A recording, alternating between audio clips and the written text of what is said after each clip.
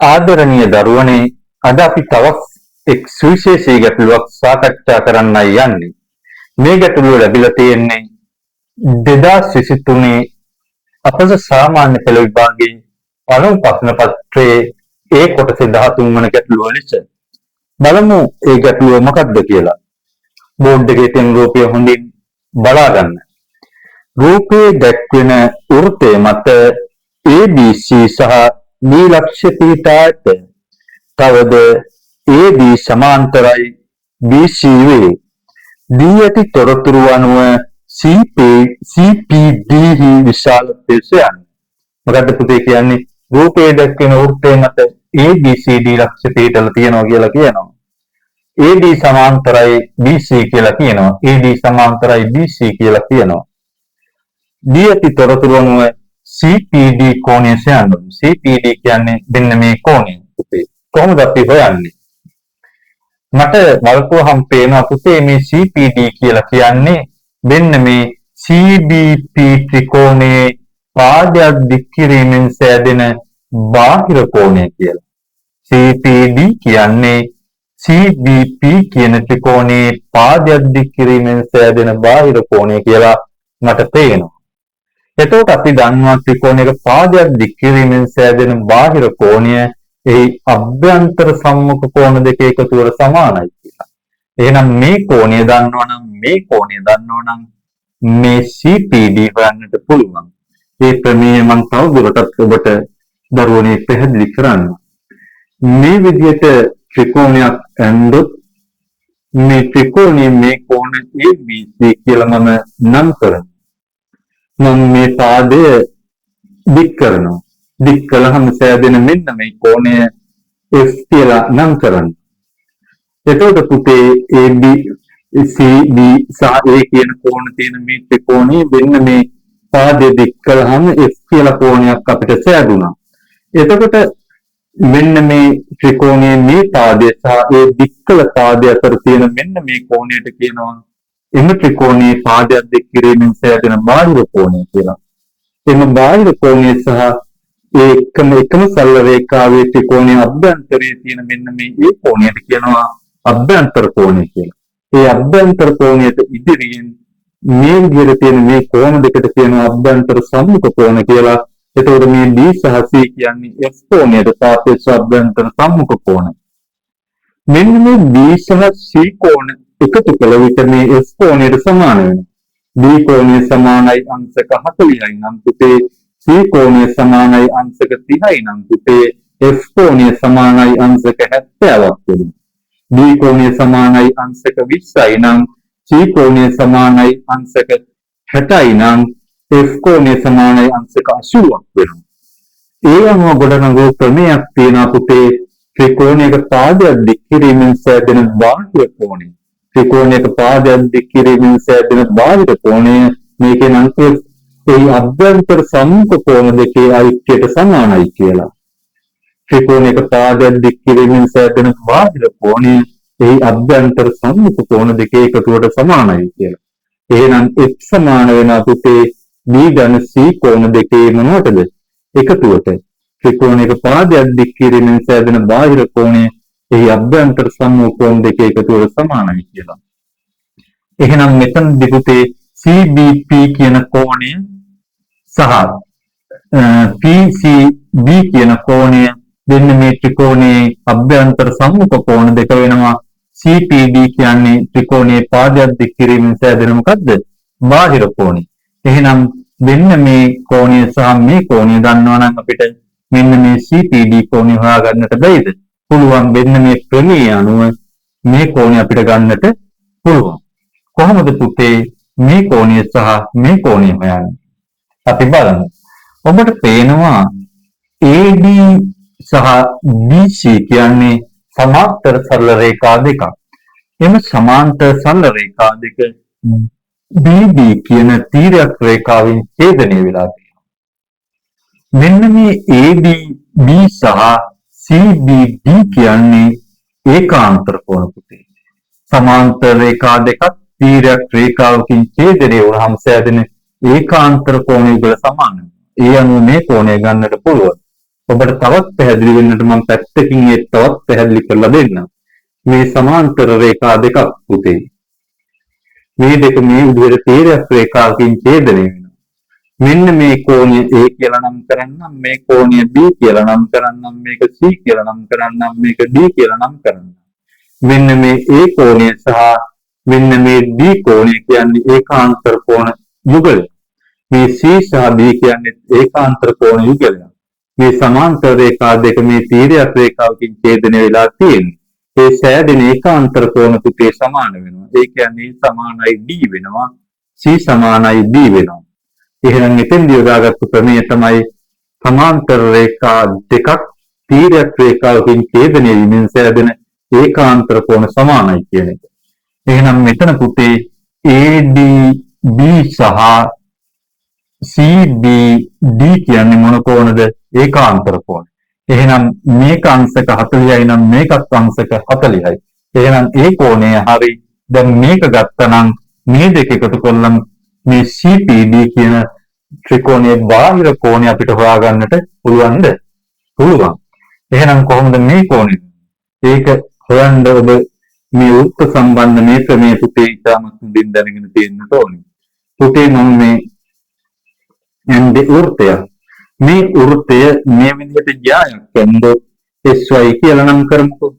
මේ SY කියන ජායෙන් මේ වෘත්තය කොටස් දෙකකට බෙදන්න පුළුවන්.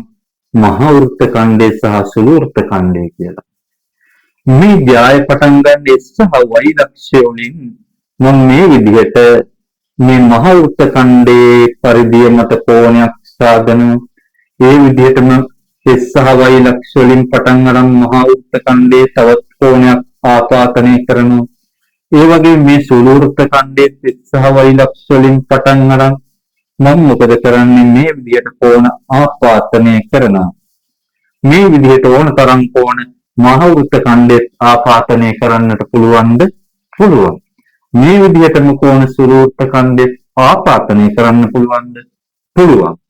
මේ මහා වෘත්ත ඛණ්ඩයේ ආපාතනය කරන කෝණ වලට කියනවා මහා වෘත්ත ඛණ්ඩයේ තියෙන එකම ඛණ්ඩයේ කෝණ කියලා. සුළු වෘත්ත ඛණ්ඩයේ තියෙන ඒ කෝණ වලට කියනවා සුළු වෘත්ත ඛණ්ඩයේ තියෙන එකම කෝණ කියලා. පුතේ මේ මහා වෘත්ත ඛණ්ඩයේ තියෙන මේ කෝණය A නම් මේ කෝණය B නම් කියලා මම නම් කරනවා. මේ කෝණය සුළු වෘත්ත ඛණ්ඩයේ තියෙන මේ එකම ඛණ්ඩයේ කෝණය D, මේ කෝණය K කියලා මම නම් කරනවා. එහෙම නම් කරලා මොකද කරන්නේ? මේ A සහ B මම මැනලා බලනවා. මට දකින්නට ලැබෙනවා A සමානයි B කියලා. ඊගාවට D සහ K මැනලා බලනවා D සමානයි K කියලා දකින්නට ලැබෙනවා. මේ මහා වෘත්ත ඛණ්ඩය මත ඕන තරම් කෝණ ආපාතනය කරන්නට පුළුවන්. ඒ සියලුම කෝණ පුතේ මහා වෘත්ත ඛණ්ඩය මත ආපාතනය කෙරෙව්වොත් පරිධිය ආපාතනය කෙරෙව්වොත් මහා වෘත්ත ඛණ්ඩය මත පරිධිය ආපාතනය කෙරෙව්වොත් ඒ සියලුම කෝණ ඒට දීට සමාන වෙනවා. ඒ සියලුම මහා වෘත්ත ඛණ්ඩයේ කෝණ සමාන වෙනවා. මේ විදිහට සුළු වෘත්ත ඛණ්ඩයේ ඕනෑ තරම් කෝණ ආපාතනය කරන්නට පුළුවන්. ඒ සෑම කෝණයක්ම මේ D සහ K කියන කෝණ වලගෙන් වලට කොච්චර කෝණ ආපාතනය කළත් පුතේ සමාන වෙනවා. ඒ අනුව ක්‍රමයක් ගොඩනගලා තියෙනවා. එකම ඛණ්ඩයේ කෝණ සමාන වෙයි. වෘත්තයක එකම ඛණ්ඩයේ කෝණ සමාන වෙයි කියලා ක්‍රමයක් ගොඩනගලා තියෙනවා. මේ න්‍යාය මේ විදිහට ඇඳලා පෙන්නලා නැත්නම් මේ S සහ Y කියන එකම ලක්ෂ වලින් පටන් අරන් මේ විදිහට කෝණ ආපාතනය කරනවා නම් ඒ සියල්ලම අපිට මේ විදිහට මේවා එකම ඛණ්ඩයේ කෝණ කියලා කලකන්නට පුළුවන්. මේ න්‍යාය අඳින්නම අවශ්‍ය වෙන්නේ නැහැ. එහෙනම් අපි ඒ අනුව බලමු පුතේ මෙන්න මේ කෝණය අපිට හොයාගන්නට ක්‍රමයක් තියෙනවද කියලා. පුතේ A හා B කියන්නේ වෘත්තය මත පිහිටි ලක්ෂ්‍ය දෙකක්. A හා B ලක්ෂ්‍ය වලින් මේ වෘත්තය මෙතනින් කඩ අපි ගහගමු. මෙතන ජාය පෙන්නලා නැති නිසා මේක සුළු වෘත්ත ඛණ්ඩය, මේ පැත්ත මහා වෘත්ත ඛණ්ඩය කියලා බෙදලා තියෙනවද? නැද්ද? බෙදලා තියෙනවා. එහෙනම් මේ AB ජාය අපි කඩ මගින් අන්තර්ගත දීලා නැති නිසා එහෙම නම් ලකුණු කරගන්නට අවශ්‍ය වෙන්නේ නැහැ. මේ A හා B කියන පරිදි ලක්ෂ්‍ය දෙකේ මගින් මොකද කරලා තියෙන්නේ? මේ මහා වෘත්ත ඛණ්ඩය මත ADB කියන කෝණය මොකක් කරලා තියෙනවද? ආපාතනය කරලා තියෙනවා. ඒ වගේම AB කියන ඒ පරිධියේ ලක්ෂ්‍ය දෙකෙන් මොකද කරලා තියෙන්නේ ACB කියලා මහ වෘත්ත ඛණ්ඩයේ තවත් කෝණයක් ආපාතනය කරලා තියෙනවා. එහෙනම් පුතේ ADB සහ ACB කියන්නේ මොනවද? එකම ඛණ්ඩයේ කෝණ. එහෙනම් අපි මෙතෙන්දී ඉගෙන ගත්ත එකම ඛණ්ඩයේ කෝණ සමානයි කියලා. එහෙනම් ADB අංශක 40 නම් ACB අංශක 40 වෙනවා. ADB අංශක 40 නම් ACB අංශක 40 වෙනවා. මොකද්ද පුතේ හේතුව? එකම ඛණ්ඩයේ කෝණ. එහෙනම් අපිට දැන් මේ කෝණය හොයාගන්න ක්‍රමයක් දන්නවා. ඒකාන්තර කෝණ නිසා මේ කෝණය හොයාගන්න විදිහක් දන්නවා. එකම ඛණ්ඩයේ කෝණ නිසා. එහෙනම් මේ අපිට ගැටලුවේ කියන CPD කෝණය හොයාගන්නට පුළුවන්. මේ කෝණය සහ මේ කෝණය එකතු කරලා ත්‍රිකෝණයක පාදයක් දික් කිරීමෙන් සෑදෙන බාහිර කෝණය නිසා CPD කියලා කියන්නේ. එහෙනම් අපි ඒ ටික ලක්ෂණට ලියාගමු. අපි ලියමු පුතේ CBD කෝණය සමානයි CBD කෝණය සමානයි ADB කෝණය. මොනවාද හේතුව පුතේ? සමාන්තර රේඛා දෙකක් AD සහ BC කියන සමාන්තර රේඛා දෙක BD කියන තීරයක් රේඛාවකින් ඡේදනය වෙලා සෑදුණු මොන කෝණද? ඒකාන්තර කෝණ. ඒකාන්තර කෝණ මොන කෝණද? ඒකාන්තර කෝණ.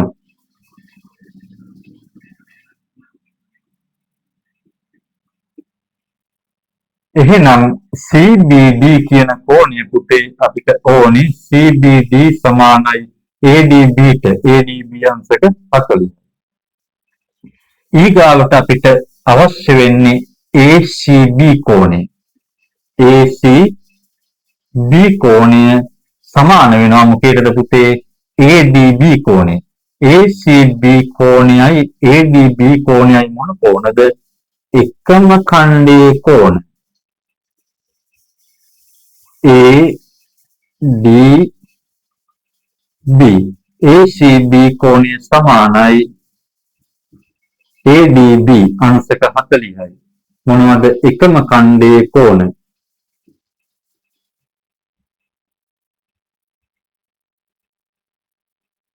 ඊගාවට දැන් අපි මේ කෝණය දන්නා පුතේ අංශක 40යි කියලා. මේ කෝණයත් අංශක 40යි කියලා දන්නවා. PBC කියන්නේ ත්‍රිකෝණයක්. PBC ත්‍රිකෝණේ BP පාදයේ D දික් කරලා තියෙනවා. එහෙනම් මෙන්න මේ කෝණයට සාපේක්ෂව මෙන්න මේ කෝණ දෙක අභ්‍යන්තර සම්මුඛ කෝණ. ඒ නිසා අභ්‍යන්තර සම්මුඛ කෝණ දෙකේ එකතුවට ත්‍රිකෝණයක පාදයක් දික් කිරීමෙන් සෑදෙන බාහිර කෝණය මොකක් වෙනවද පුතේ? සමාන වෙනවා. ඒ අනුව අපිට ලියන්න පුළුවන් CPD කෝණය සමානයි මොකද්ද? අපිට ලියන්න පුළුවන් CPD කෝණය සමානයි CBD. CBD කෝණය ධන CBD කෝණය ධන ACB. අපිට ඒ සම්බන්ධය ලියන්න හේතු මේ මොකක් නිසාද? PBC ත්‍රිකෝණයේ පාදයක් දික් කිරීමෙන් සෑදෙන බාහිර කෝණය තමයි CPD. හේතුව ත්‍රිකෝණයක පාදයක් දික් කිරීමෙන් සෑදෙන බාහිර කෝණය. කෝණය අභ්‍යන්තර සම්මුඛ කෝණ දෙකේ එකතුවට සමානයි. සම්මුඛ කෝණ දෙකේ එකතුවට සමාන වෙයි. ඔය විදිහට ලියන්න ඕනේ පුතේ. එතකොට අපිට පුළුවන් CPD කෝණය හොයාගන්න. මොකද්ද?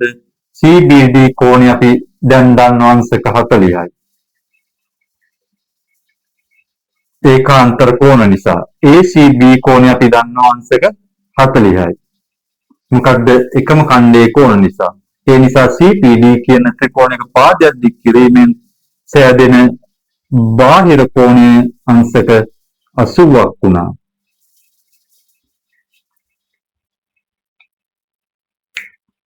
ආදරණීය දරුවනි, ඒ අපි සාකච්ඡා කළේ තවත් එක් සුවිශේෂී ගැටලුවක්.